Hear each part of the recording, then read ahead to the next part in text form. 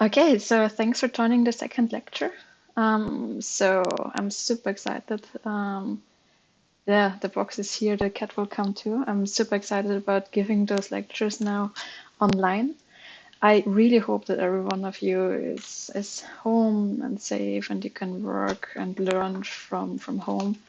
So this is my way of working and hopefully spreading a little bit of knowledge to your homes right now.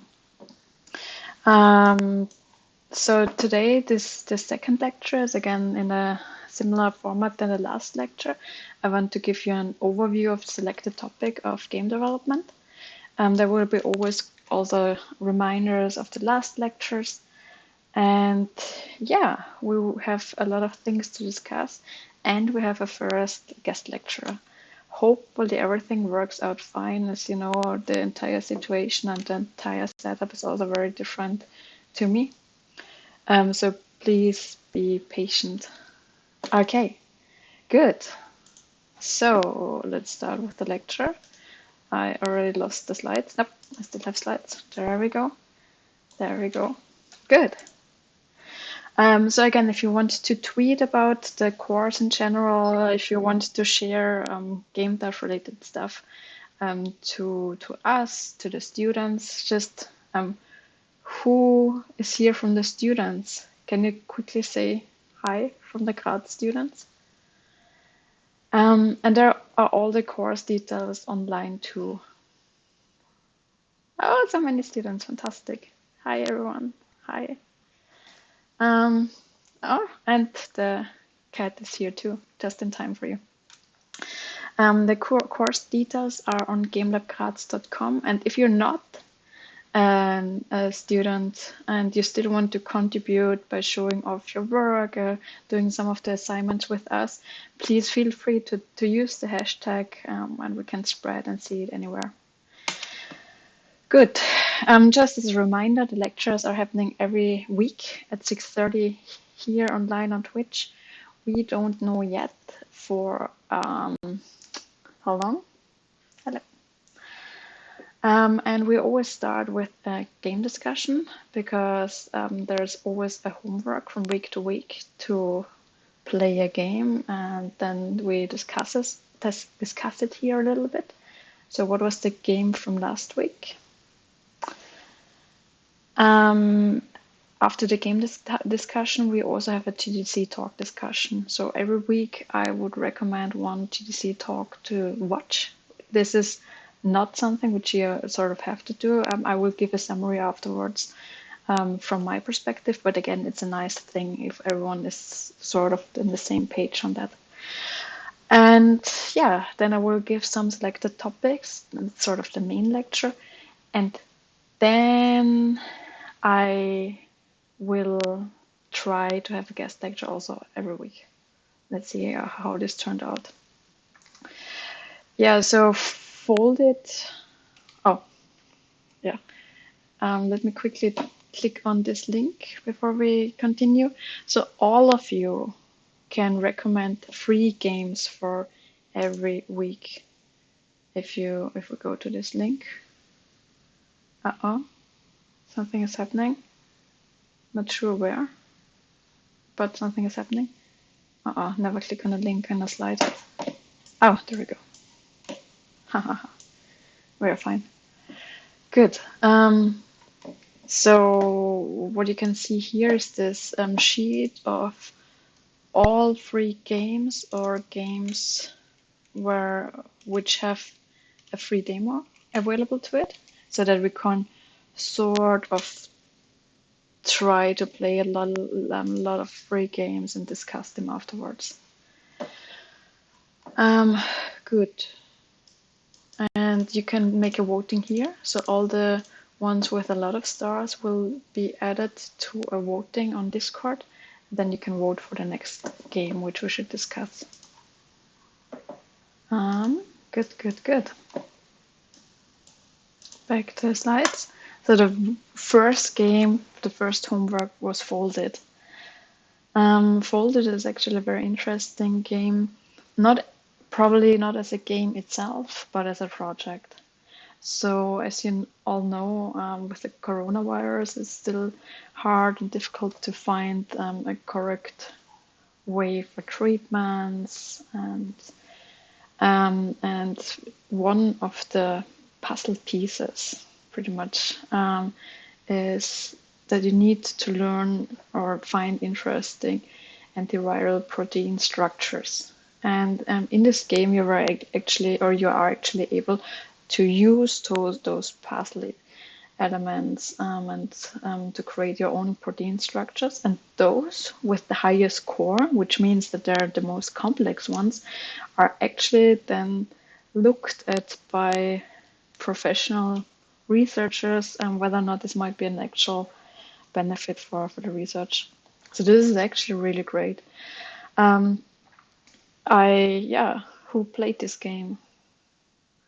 Yeah, so by the way, the cat is called Leela, like the one from Futurama. Because she also, yeah, she's a cat from the street, without parents, and with problems with her eyes. Yeah. So I thought this is just an important game we need to play. And for the next week, we had a voting. We had a voting on Discord for Lion Song, Stanley Parable, Victorio, Line Rider, or Robot Unicorn Attack. And the voting results are... It changed. It changed already. So the voting results are that tie between Stanley Parable and Line Rider. Who played already Stanley Parable in the chat? Because I think Stanley Parable, what someone mentioned back then. Oh, Stanley Parable already has 9 likes. So I use... Yes. Stanley Parable is a really interesting game versus Line Rider. I mean, I can quickly have a look at Line Rider. Oh. Line Rider.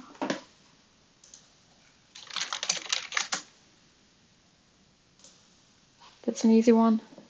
There were so different games. Yeah, Felix, you're so right. Play online. Okay, so this one is pretty straightforward, and then... Yay!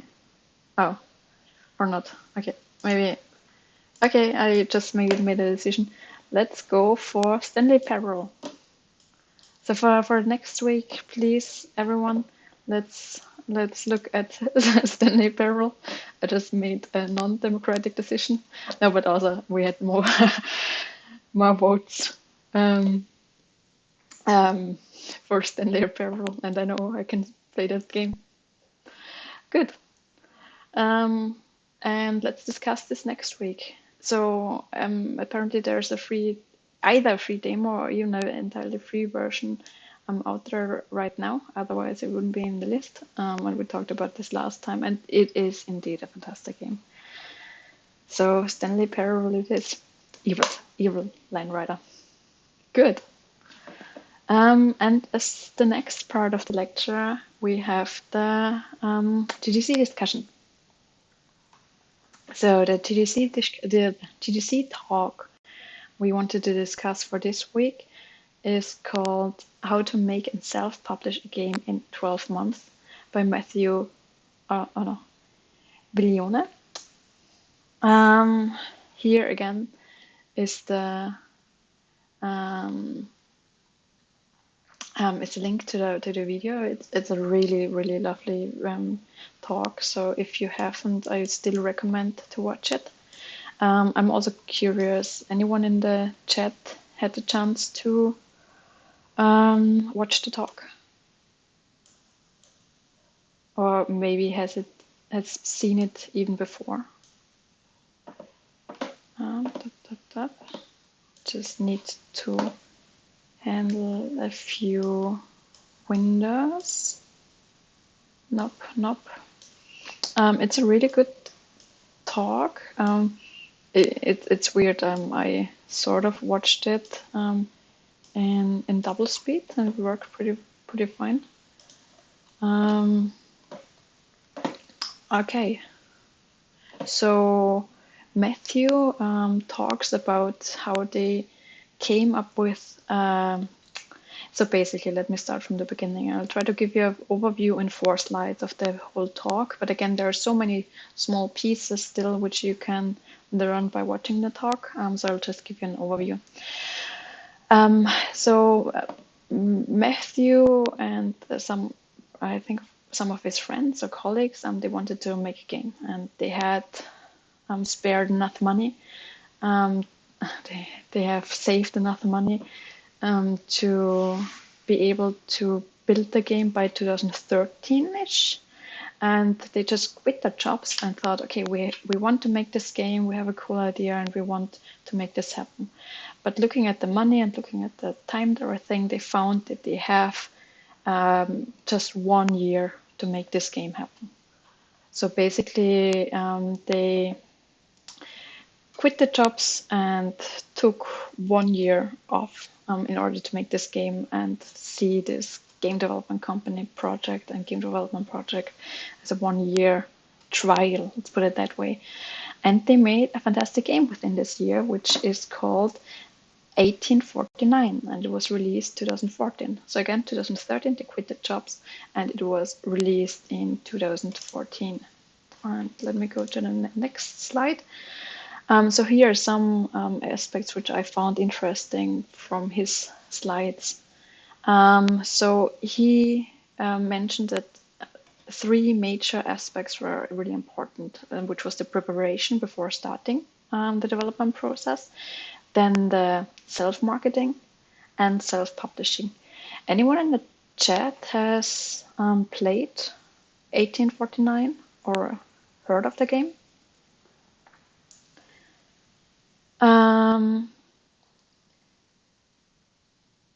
So basically, it's a simulation game. It's a city builder game, and they found, looking at the time, that they could not actually make exactly the game they wanted to make, but so they had to cut down features. So looking at this part, you can see this is the actual plan for exactly the 12 months.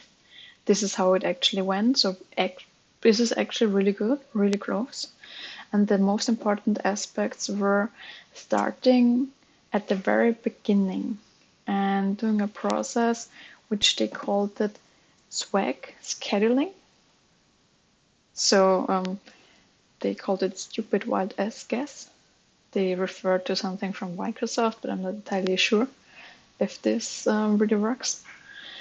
And so they tried to think of all the features and functionalities and functions of the game, and tried to make them sort of roughly sketched and put them on notes, which take 1 week or sometimes a little bit larger.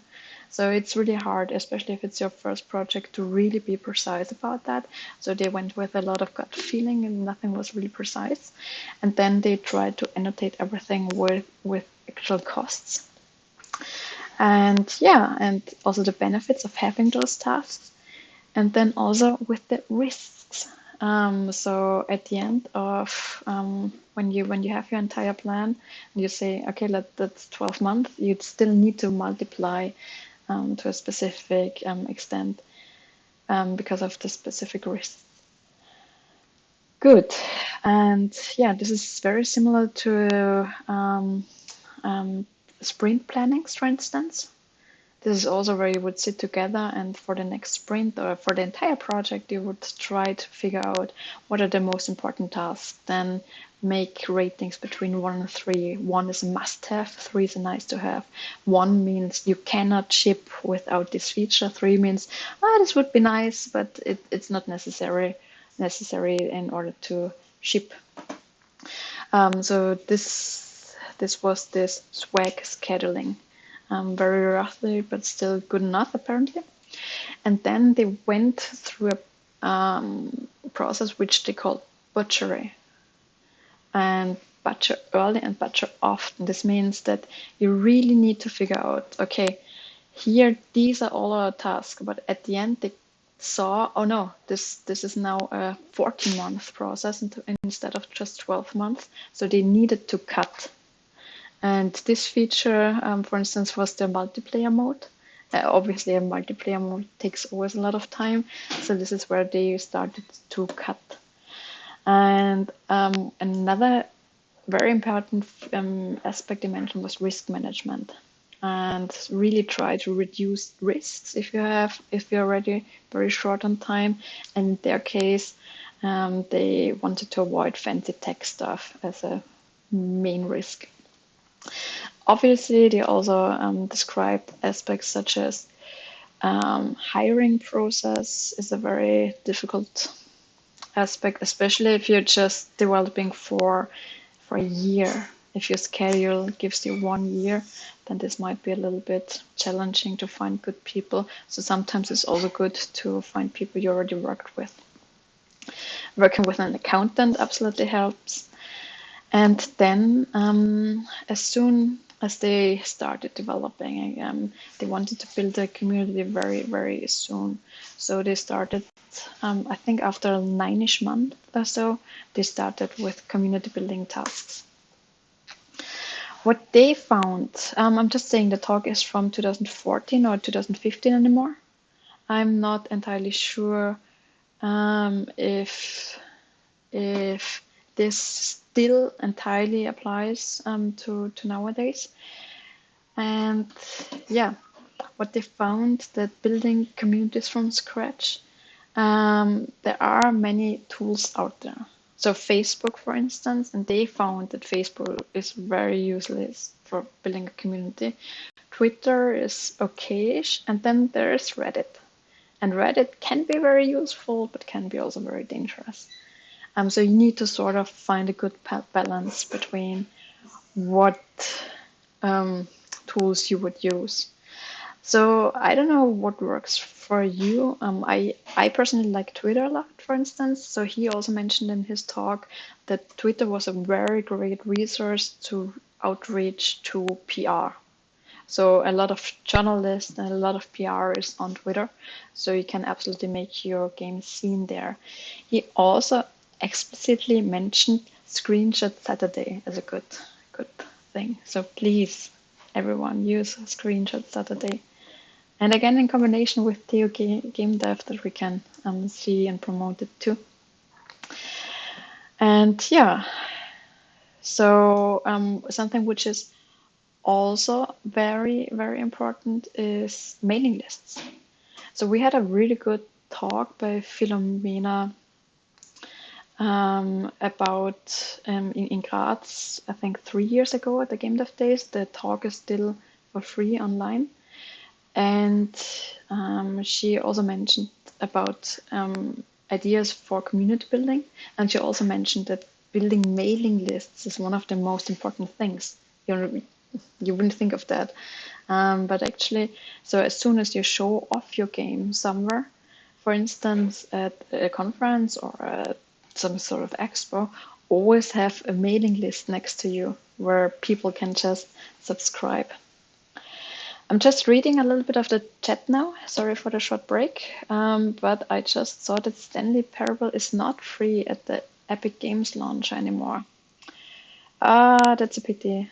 That's a pity. I mean, so what I would recommend, again, if you already have Stanley Parable, or if you still want to buy it and talk about this, next week we will talk about Stanley Parable. And oh, Sheldon37 says that there's a free demo on Steam. Can someone quickly have a look if there's a free demo on Steam? This would make things easier. Okay. Good. Sorry for the break. Good. And something we also need to consider are YouTubers. Edith Barr also says free demo on Steam. Yes. Stanley Parable will be played. Fantastic. No frustrating line writer movies. Good. So what's obviously very important are YouTubers. Now, again, please consider this talk was from 2015, I think. So it's not only YouTubers anymore, but also, what do you think is super important? It's a little weird reading in the chat with a delay. Twitch, yes, streamers and Mixer, influencers in general. So there are a lot of people which you can reach out to promote your game. So YouTubers absolutely, but streamers are I think even more important now compared to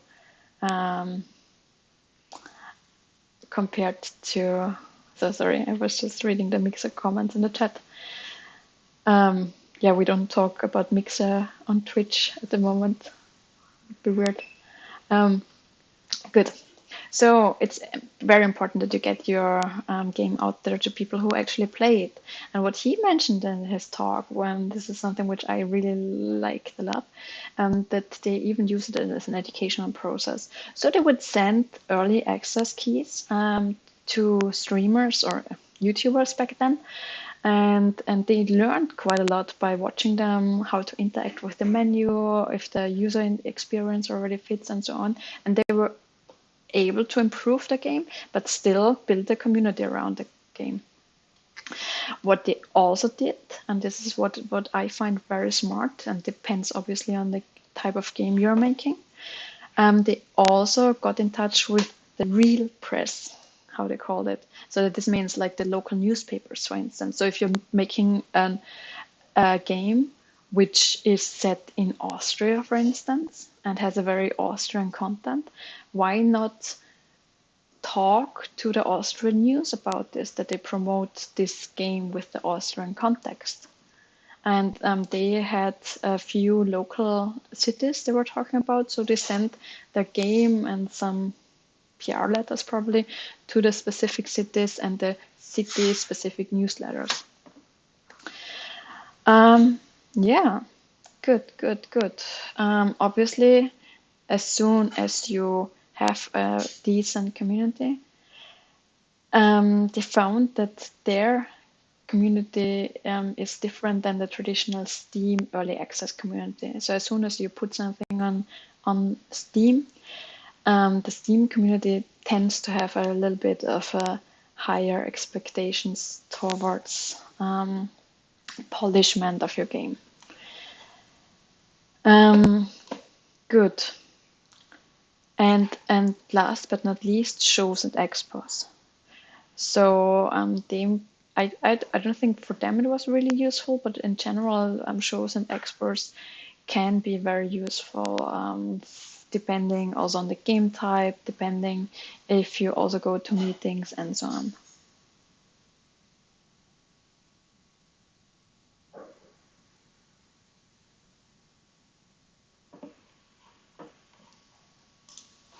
Good.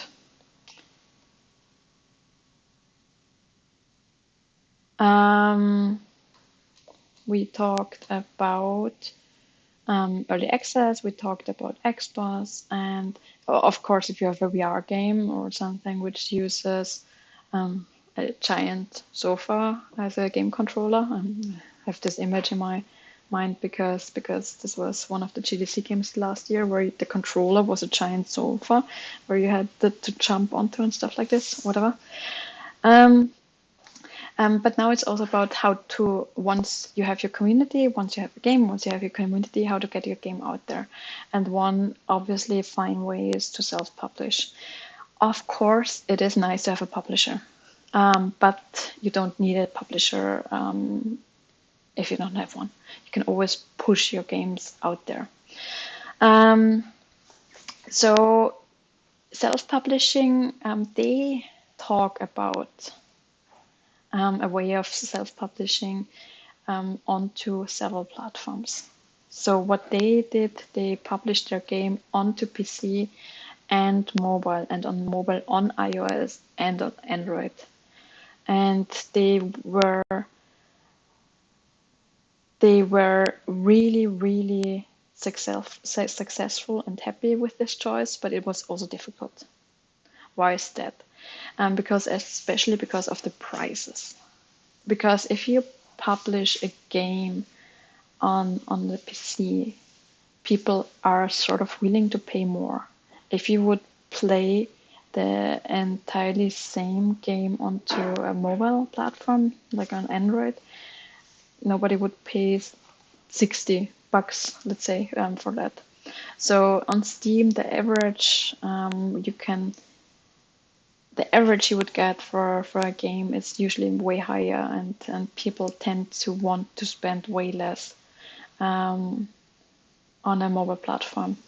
And even if you compare Android on iPhone, apparently people also tend to pay less on Android than they would pay on a iOS platform. But if you can, that's what they say. It's a good way to go for cross-platform if you can. But traditionally, what you would do and what they would mention, that you would go for PC first and then mobile. You should also add additional features to PC because you want to have a higher price on the PC. For instance, you want to have $20 for the PC mode, so you want to also add additional features. And then you can later, a year later, you can also go mobile. What they did not mention in the talk, but which something I want to add here, you should also go, when you go to mobile, go to iOS first and then go to Android. So usually iOS first. If it's iOS only, it's easier to get featured, and iOS is a huge market. You can also see this here. iOS is a bigger market compared to Android, so a feature really can help here. Yeah, good. They also got featured, so this was really helpful for them. And yeah, after they published, they had a relatively long tail, and in the end, they were able to add a few more sales and so on. So if you decide for a price, always leave some space for sales. So you don't want to just give your game away for $5 on Steam, because then you don't have any space for sales. But then if there's a big Steam sale, you want to be one who can afford going down with the price for $5 or so. Good. Yeah. So what they were also talking about, or he was also talking about, which I found funny, that they had really tailored ads and yeah, lots of puns. I don't know why I'm mentioning this here. Just thought puns should be always mentioned if they happen. Ready for a minor description, for instance, or loads of fun. Yeah, what they also mentioned, obviously, ratings are extremely important on Steam. So you want to have mostly positive or overwhelming.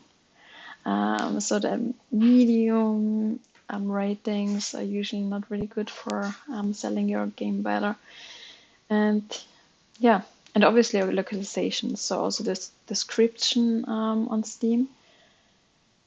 And try to have them in different languages, in German and French and so on. This also helps. Typical tips for Steam is also not to only show pictures but GIFs. This is also something which you should do for Screenshot Saturday as well, by the way. Using GIFs instead of pictures. Good. So this was the talk summary. This was actually a pretty long summary, but I add some aspects which I found important as well. Puns are essential pillars of the internet, Felix adds. I absolutely agree. Yeah, and a mixed review on Steam is already, yeah, I mean, you know that. So that's why it's really important that you build a community who is supporting you before actually you are going out there and publish your game, because as soon as you are online with Steam, all of your fans and friends and your community should be the ones pushing your game forward, giving it good reviews, and then it's already overwhelmingly positive. Nowadays, one of the really nice ways to also build a community, just to build up here, is also to create a Discord channel for your game studio or around your game, and also some developers are, for instance, using Twitch to promote the game development process. Even from the very beginning, you can show your game development process. I think we even had a group at Game Dev 1 at the university who showed some of the development process on Twitch. So if anyone wants to do that, feel free, send us the link, and it's absolutely fun, and yeah, you're giving away something to the community too, and creating community. Good. Any comments, questions here so far? Yeah, Thomas wants to do a Blender modeling or Twitch stream. This would be fantastic. We want to see that. So who wants to see Blender modeling? I want to.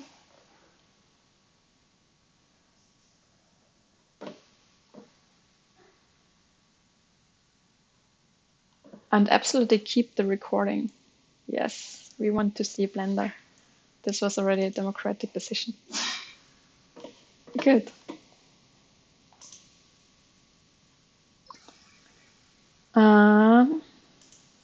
Next slide. Oh, sorry. This was a try. Good. And the talk for next week will be, or next time, will be Darkest Dungeon, a design postmortem. Yeah, during next slide, I really just tried that, did not work. Good. Darkest Dungeon, a design postmortem. So Darkest Dungeon, I just love that game. It's a really, really lovely indie game. It's really lovely crafted. Who played that game? Yes, it's really good, and I don't think you have to know the game in order to understand the design postmortem or to get it, but it's a really, really lovely and really well crafted game. And the design postmortem, if you see a postmortem online or at GDC, this is always one when the developers want to share with you all the things which went right and way more things that went wrong. And I really love watching postmortems, and it gives you so many good tips. This will be the talk for next week. This is a little longer. This is a 1 hour talk, but a really, really good one. So I advise you watching it, but again, I will give a summary next time. So since we were already talking a little bit about project management, about the project design from the previous talk, I also want to talk here a little bit about the costs and about the target group. So this is one of the topics today. Oh, I just wanted to make you guess what's the name of this game. Okay, I should, yeah, It's Monument Valley. I know you're surprised now. But this was actually, or is, a really good mobile game, really, really beautiful crafted, and it made a lot of money. It has really a large number of sales. So what do you think? So maybe write in the chat if you want to. What do you think? How much revenue did they make? Just for the first one. So this, the numbers we're gonna show you in a minute are from 2015. So by now they released Monument Valley 2, and also they made obviously more money because there are more and more there are more and more downloads. It's a long tail here too. I cannot remember how much it was sold. I'm just looking if I can see that, but I think it was for less. I think it was just $4 or so.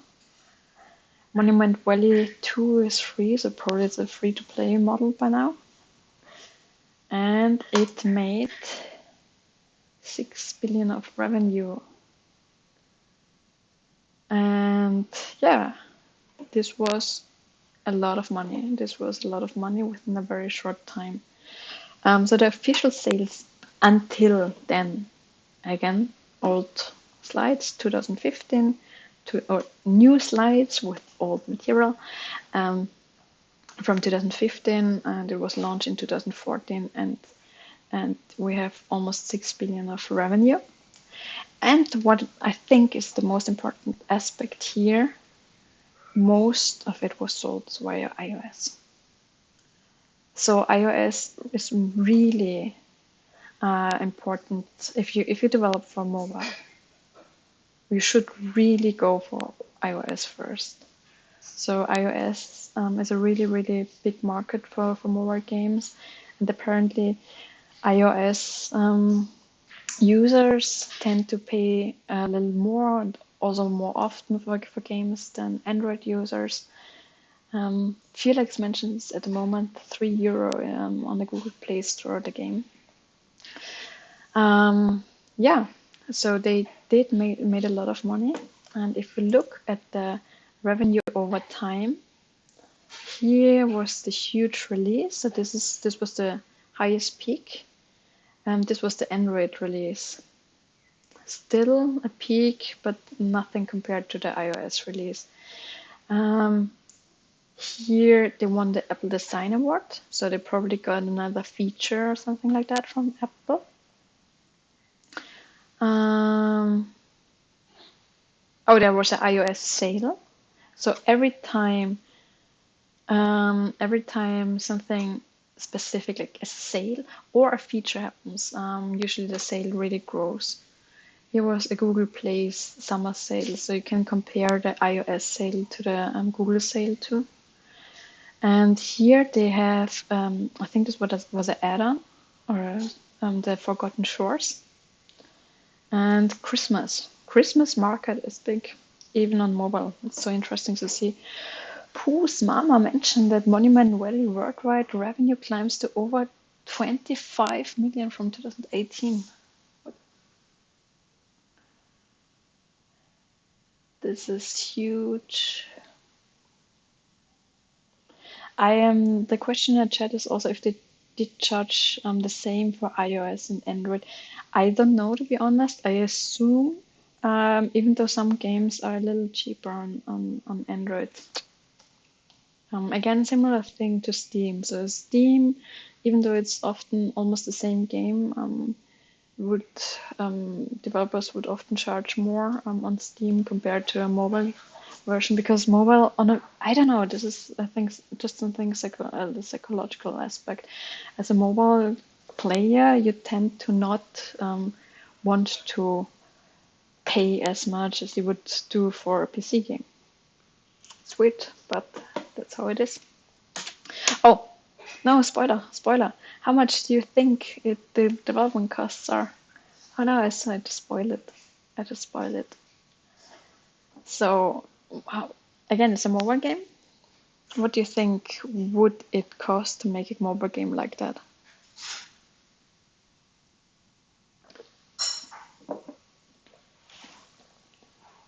So just think about it. You don't need to write it. $1 million, 500,000 to one. Oh, that's pretty good. We have really good guesses here. Was this because you just saw it? So the development costs were for the original one 850,000, and it took them 55 weeks and 8 core team members, which were based in London, developed it.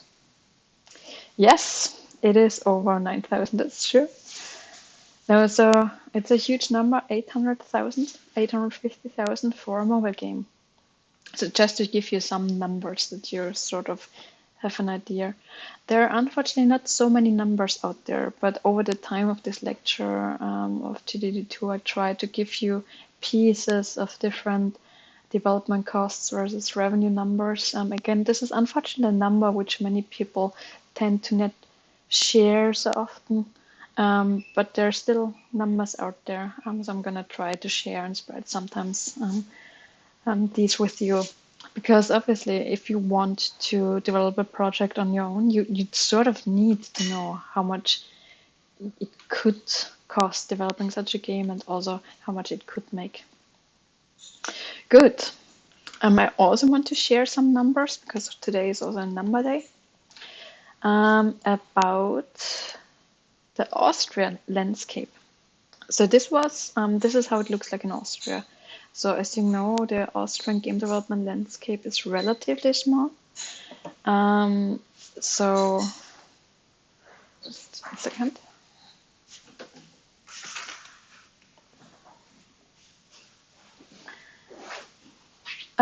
So it's not as we don't have a development scene like we have in Germany right now or in Canada, but it's still growing. It's a growing scene.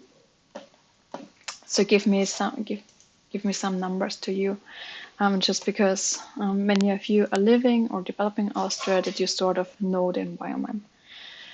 So the revenue in total by the entire industry was 24 million, which was the direct revenue, but the indirect or overall revenue is generated by external services was more than 50 million.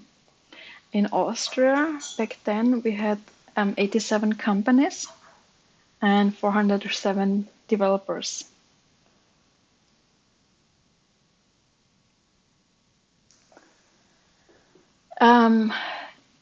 As you can see, we have almost 50% of them in Vienna, but Styria, even though Graz, especially Graz is the main capital, is smaller in terms of people living there, has a lot of people developing games. Most of the studios are micro-sized, which means they have less than 10 employees. So probably indie developers, for instance, and only a few of them, what you can see here, are medium-sized, which means more than 50 employees. So I think the biggest one in Austria is right now Bonkfish.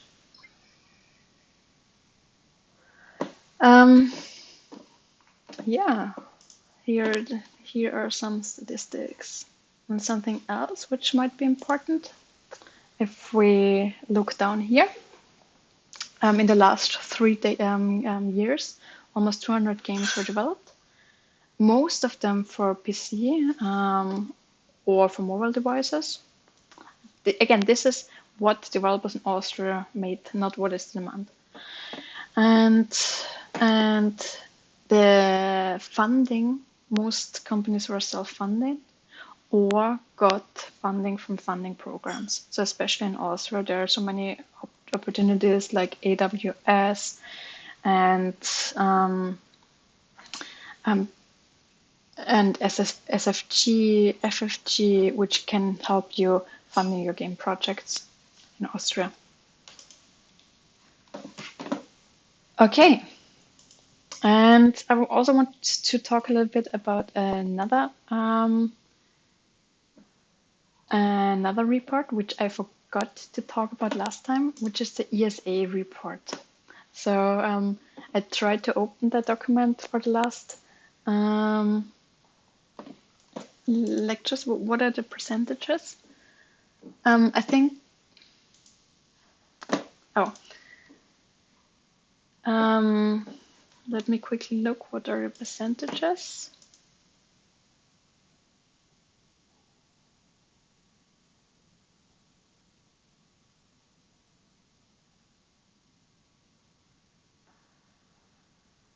I think we should look this up in the whole report.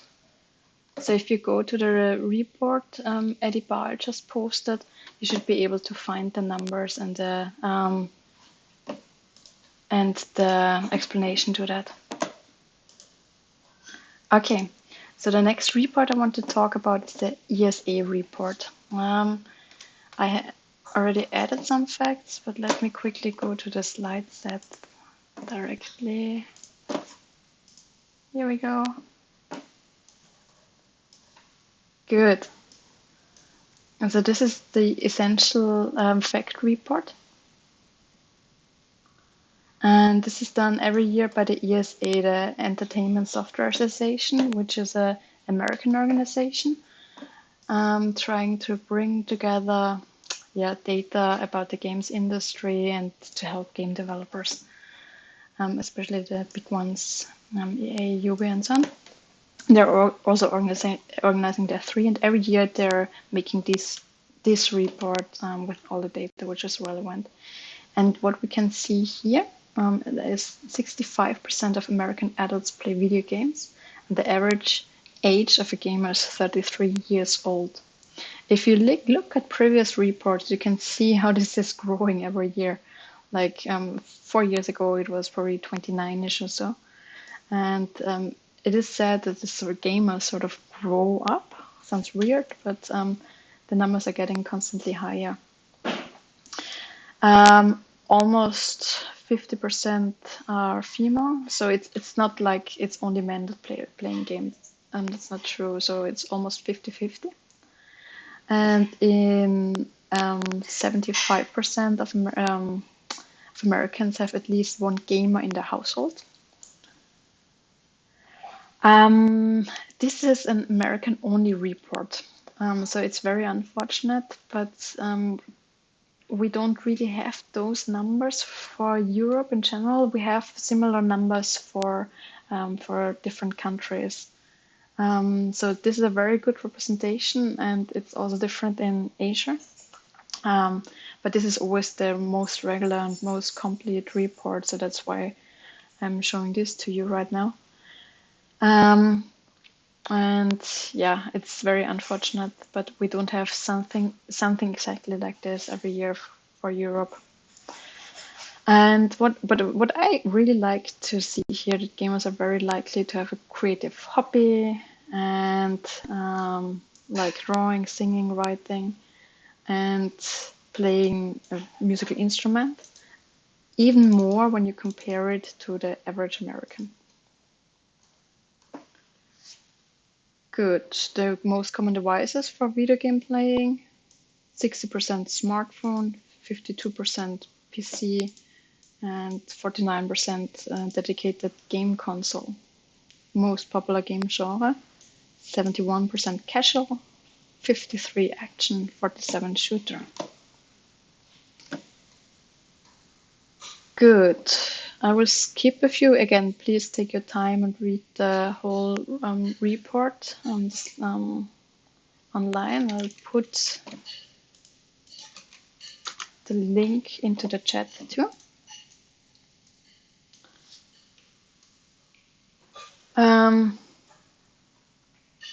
Let's look at a few interesting statistics. So the millennial gamers between 18 and 34, so the male millennial gamer prefers action shooter and sports games and likes God of War, Madden, NFL, and Fortnite. The female millennial gamer, for instance, likes action and casual games like Candy Crush, Assassin's Creed, and Tomb Raider. So it's very interesting to look at those reports, especially if you want to design games, you sort of need to understand who are the gamers, what is trendy at the moment. So I always try to look every year at this game, female boomer gamers like card, puzzle, and virtual board games like Mahjong and Monopoly.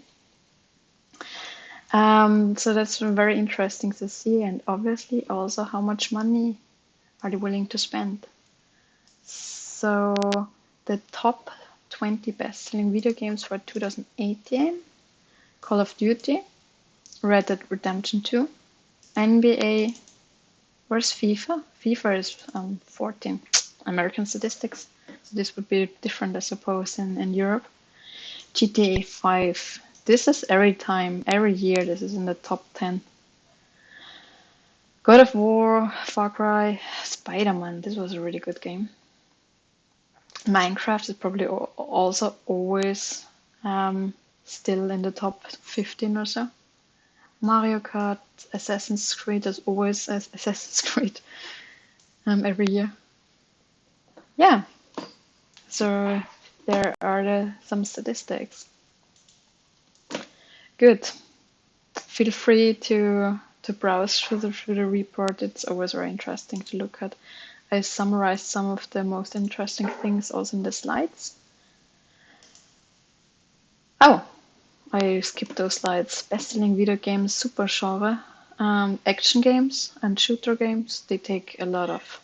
I don't know if action games can be also shooter games in their statistics, probably. So I'm not sure if this sums up to 100%. However, if you make an action game, you're probably in a good fit. Top influences for purchase is the price, quality of graphics, that's interesting, story, familiar from past experience, so Assassin's Creed 20 and GTA 6, and so on. And this gamers decide after watching YouTube videos, user reviews, professional reviews in magazines, and streaming. Good. There was a question in the chat also about what is FFG and AWS funding. So those are funding agencies specifically for Europe, for Austria. So every country in Europe has a specific funding agency which usually supports innovative products, startups, and also game development projects. But also, obviously, in America, you have specific fundings. There's a specific indie fund. Yeah, but there are people willing to help you fund your game. And as a recap from TDD1, who can remember this graph? What is this graph about?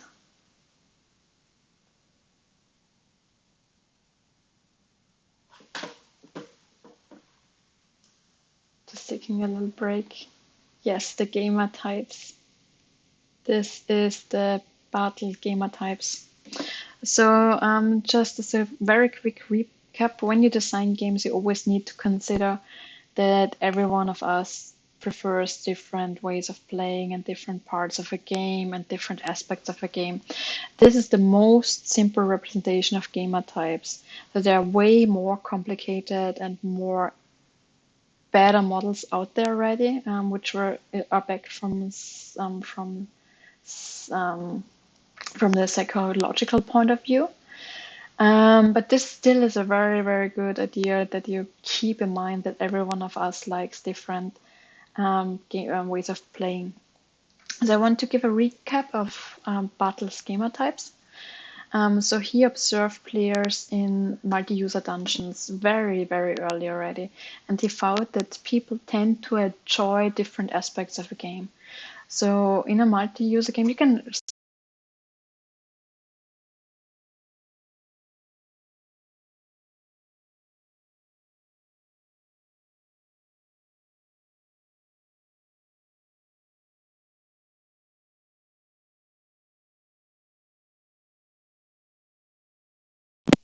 Hello, can you still hear me? Can you hear me again? I think it's working again. Just a quick, yes, back. Good.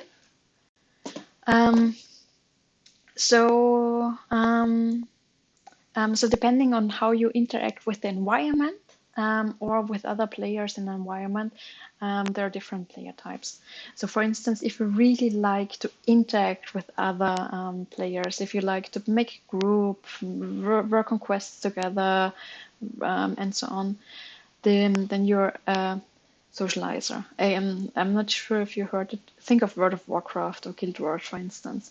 So if you like to complete tasks with others, you tend to be a socializer.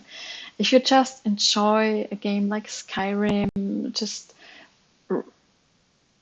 being on your horse, riding your horse through the environment, seeing the environment, just enjoying the world, and you like to interact with the world, then it's Explorer. If you like to really act in the world, if you want to, the world is really important to you and everything in the world is important, and you want to collect, for instance, all the different mushrooms, and or you want to complete all monster stunts in GTA or collect 100 mushroom types in Skyrim, and you need the 100%, then you're a achiever and you want to get the mushroom collector badge. Or if you like to act on other players, for instance, doesn't mean that you need, like, killer doesn't mean killing, but this also can mean, for instance, that you have this really fancy sword. You're a level 80 character. You have a super fancy sword because of that. And as soon as you see other players who are only 40, you show off your super fancy sword, and then showing off your 80 skills and your fancy sword by helping this player, and then you might be also a killer character. I'm just interested. Just give me a quick plus, or you use KASE in the chat for what type you think you are. You can also use several. So if you think you're most killer or achiever, you can also put key A. Key A, K, A, A, K, A, E, S, E. Very, very different. So if I would ask this question in a classroom, it's very interesting, because then it's very balanced, and I hope you can also see in the chat that we are all playing in a different way, and it really depends. Yeah, good. I would put myself also achiever, killer, maybe. I don't know. But as it was already mentioned in the chat, this depends highly on the mood. This depends on the mood. This depends on the day. This depends. Sometimes you really like a different way of playing just because today was a good day or a bad day. So you can also be every type. But what you usually do, you would have some sort of a DNA. So you have 50% of a killer, 60%. It doesn't need to sum up to 100, but you're 50% killer, 70% achiever, 30% explorer, and 70% socializer. And again, some sort of a net as a starting point. But if you design and develop games, just keep in mind that there are different gamer types, and if this would be allowed by your game design, please consider all different gamer types, or as many as possible. Good. Just give me a quick second.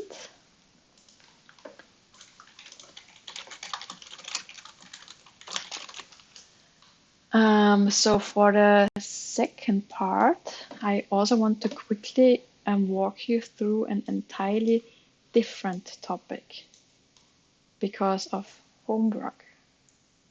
So for the second part, we will talk a little bit about photogrammetry. Photogrammetry, who already used photogrammetry, or at least know what photogrammetry is? Just give you a second. Not to Google, but photogrammetry, a little bit. Nope. So this is your assignment 1. We will talk about this later. But photogrammetry and one way of doing this is structure from motion means that you're taking real world objects and make out of the real world projects, you make 3D models out of it. So a very good and simple way to have really cool 3D models in your project.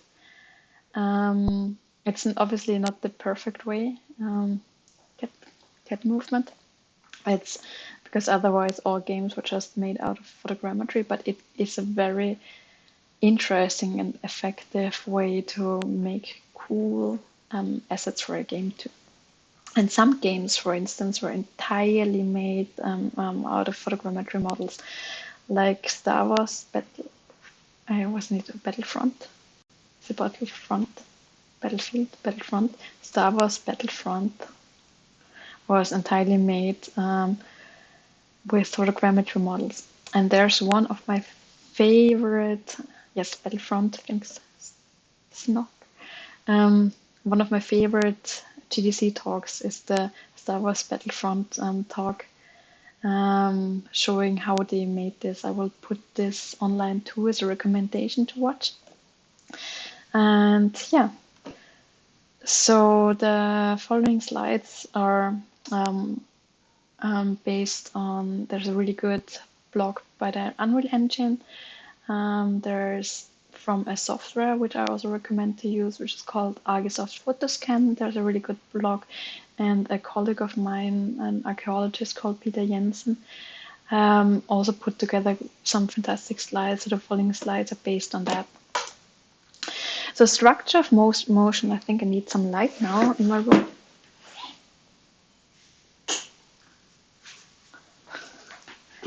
So structure of motion means basically you have an object and you take pictures of the object from different sides. You want to cover the entire object. So you have a camera, you have the object, and then you start taking pictures of this object. Those pictures are then fed into a software, and the software usually takes an algorithm, which is again a structure from motion algorithm, which means the motion is that you're moving your camera, and in the background there are always certain points which do not change. So for instance here, if you make a picture here and if you make a picture here, the algorithm sees, okay, this red point was on this location when the camera was here, but now it is on this location when the camera is here. So this is how sort of the way the algorithm works. So you would take photos in some sort of a sequence, and the program software algorithm usually analyzes the photos for distinct features and areas of high contrast, for instance, compared to every other photo. And this is how a 3D model is created in the end. So this is the photo and this is the 3D model. So this is how the main principle works. So you have images. It's a photogrammetry, is it? Yeah. Yeah. So this is the main principle: taking pictures, and I will go through some of the how-tos. Because spoiler, your homework will be to make one of those models within the next weeks. And yeah, so we will go through some how-tos. Good. So basically, it's a principle based on extracting structure from motion, and it is actually also quite used in the games industry nowadays. It's used a lot in archaeology also. If you want to, for instance, capture some archaeological interesting scenes, like the one you can see here in the slides, and you would just take a bunch of pictures, and then based on those pictures, you would feed them into into the software, and in that case, Argisoft was used, and then you get a point cloud. So this sort of describes what you can see here. Here is approximately the point where the picture was taken, and then the software recalculates how the 3D model would look like. The tools, you are free to use what tools you find most appropriate. The tools I tend to recommend, I love Argisoft Photoscan.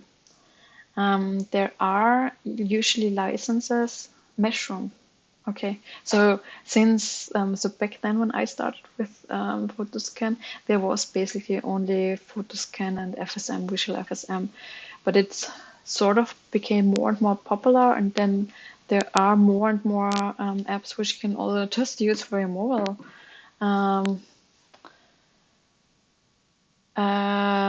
With your mobile phone. Sapphire I saw mentioned that Photoscan is now called Metashape. Thanks for that. So use Metashape. But there are plenty of apps and tools out there. So we can also have an interesting discussion on Discord of the tools which you find most useful.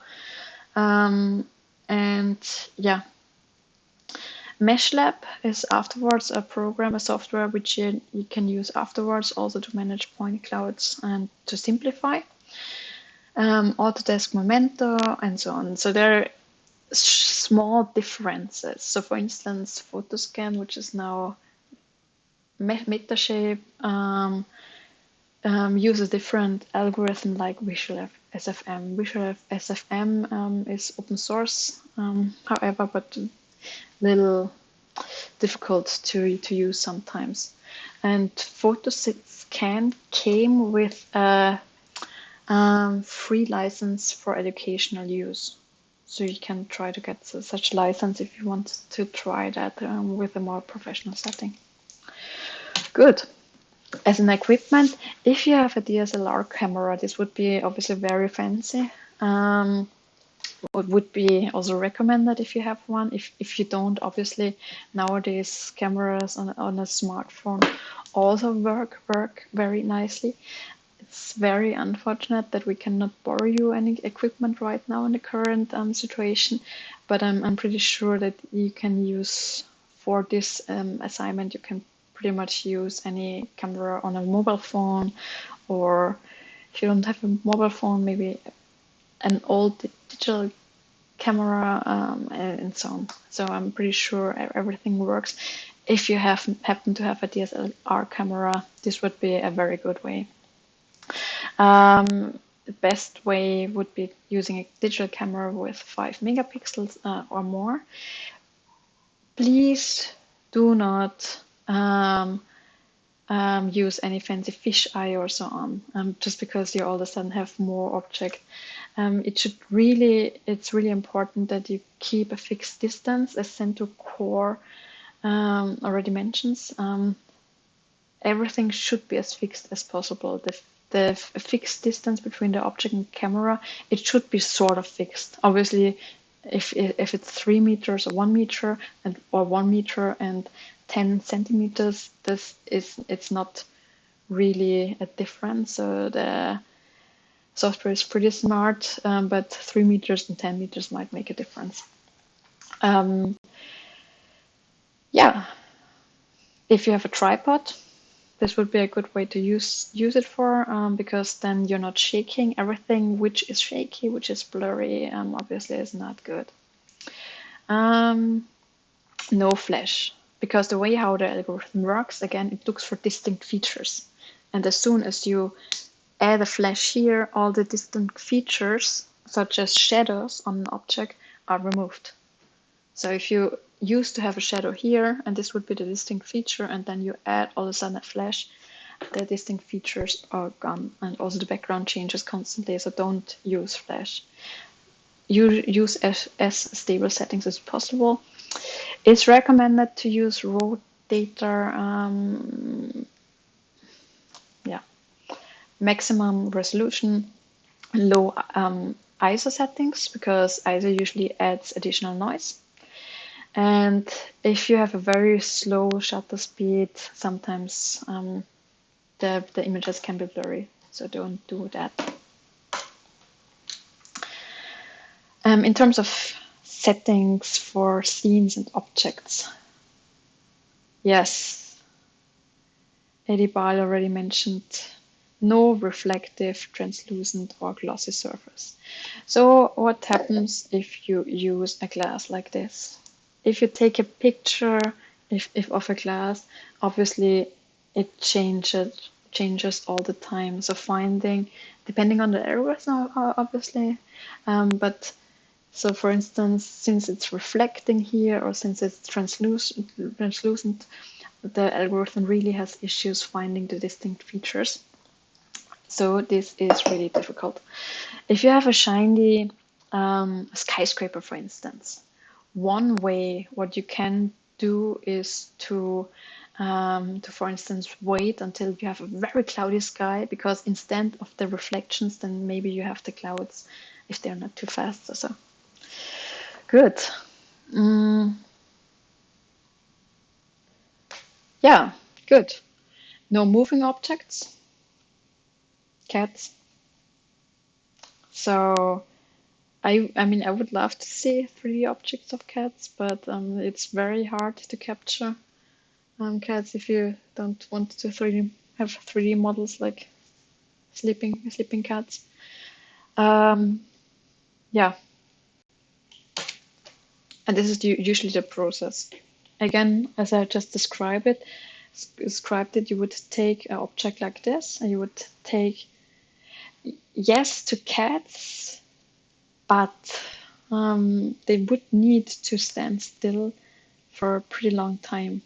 So I would appreciate, um, really appreciate cat pictures or cat models, but they often tend to be very creepy in the end.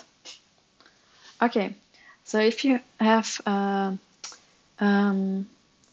model like this and you want to capture this whole model, so you would really start taking picture by picture. You want to have at least 50% of overlap. Often it's better to have 3 pictures of the same area. Often the more pictures you have, the better it is. You can still,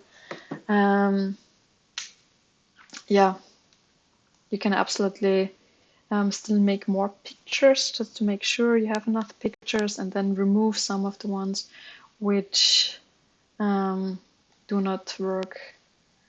Yeah, Felix just mentioned put sleeping place for a cat and rotating plate and take pictures and rotate plate. This is actually a good idea, but does not work with most of the algorithm, because most of the algorithm are taking the background changes into account in order to find the object.